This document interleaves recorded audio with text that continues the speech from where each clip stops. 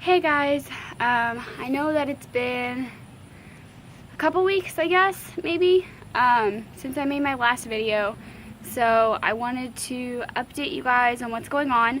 I'm currently 14 DPO today, so I should be starting today or tomorrow, but my youngest dog chewed up my thermometer around 10 DPO, so I haven't been able to temp, and my local Walmart's out of them, or actually it doesn't even have a spot for them anymore, so I'm not really quite sure what's going on with it. So basically I'm just kind of letting it ride out. Until then my chart was looking kind of weird this month. Normally I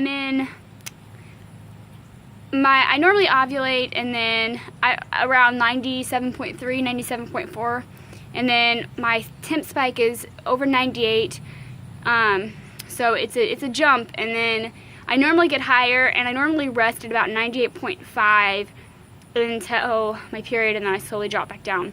But I haven't even gotten over 98.3 this cycle, so I'm not really quite sure. Maybe it just wasn't a very good ovulation. But I'm going to give you guys a little bit more of an update on what's going on with me and my heart. I was told that basically I do have long QT, but they're not sure if I have the syndrome or if it's genetic. They just don't have enough evidence to support that right now. And since I've never really had any symptoms or fainting or anything like that, what she said she wants to do is she wants to put me on a beta blocker, temporary, like for right now.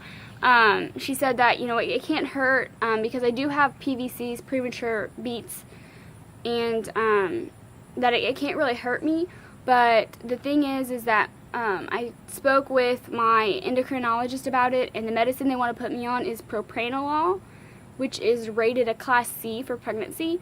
So it's not ruled out that it would harm. It's not, basically they're not sure, is what a class C means, is that there's no evidence to support that it could harm a fetus. There's no evidence that it doesn't harm a fetus. And I don't think that I'm going to take it. I'm going to ask her, but she told me that it was more of a precaution, that I don't really have to take it because she thinks I'm at very low risk. So I'm probably not going to take it just because I don't want to put any risk to an unborn baby while I'm trying to conceive. So that's kind of what's been going on. We missed the IUI this cycle. I ovulated. I was taking the digital OPKs and I just didn't catch it. So what we're going to do next cycle is we're going to be monitoring me.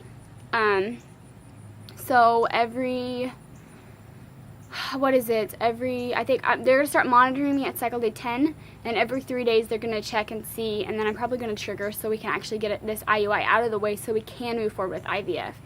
So that's kind of good news, that I'm going to be closely monitored next cycle. Let's see, what else do I have for you guys? It's kind of really all that's been going on with me.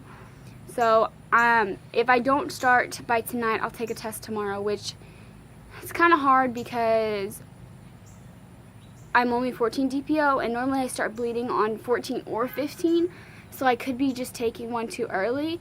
But I told myself that I'd take one Monday, and I have one left, so I'm just going to take one Monday tomorrow morning if I don't start today.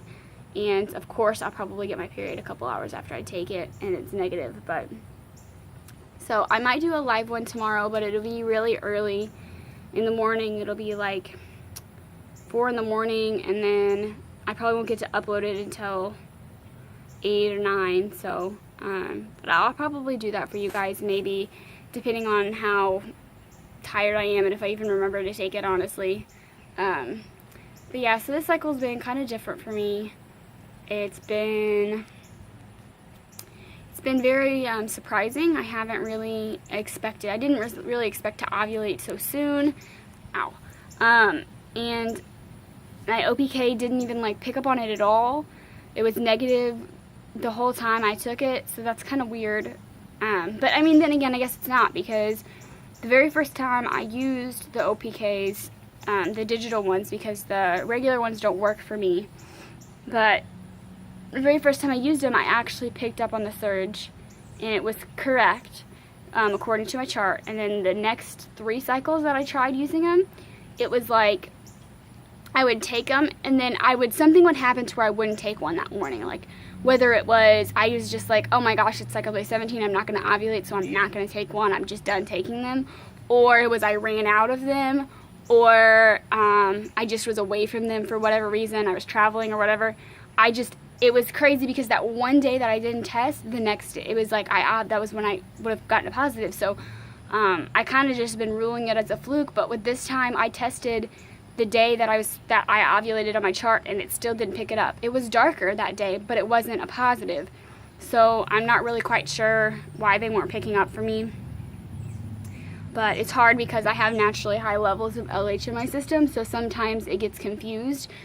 So I'm not really sure. Plus I drink a lot of fluid throughout the night. I get really dehydrated because I sweat, and that alters my urine in the morning, obviously. So it's kind of difficult, but that's why we're going to be monitored next cycle. And if everything goes as planned, if I do start Monday or Tuesday, I think the way that I had figured it out was I should be starting a protocol, the birth control pills with stems, the end of next month, the beginning of October, I believe is what it was. So, or maybe it was the end of this month. It's the end of this month. So if I do start, then it'll be about the beginning, or I guess the beginning of September, honestly. And then I'll actually do egg retrieval the end of that month and I'll be transferring about the middle of October is I think how it's laid out right now. As long as we get this IUI out of the way, because my insurance won't cover it yet until I do a 3rd IUI. So it's just been bad timing to get that 3rd one in. I mean, of course, hopefully I get pregnant by the 3rd IUI, but at this point I'm kind of just accepting the fact that I'm going to have to do IVF, and we met our $7,000 deductible at an out-of-pocket maximum, so we are 100% covered for IVF, and they will do 6 of them. They will do 6 retrievals. So, hopefully we'll be able to retrieve a lot of eggs, and then we already decided we're going to transfer 2 as long as I have enough and they're good qualities, and they're good quality eggs. That's the plan. So, hopefully everything goes as planned and we're able to move forward with this. But I was told that I'm able to get pregnant, and I think that's all I have because my cousin just pulled up, so I will talk to you guys later.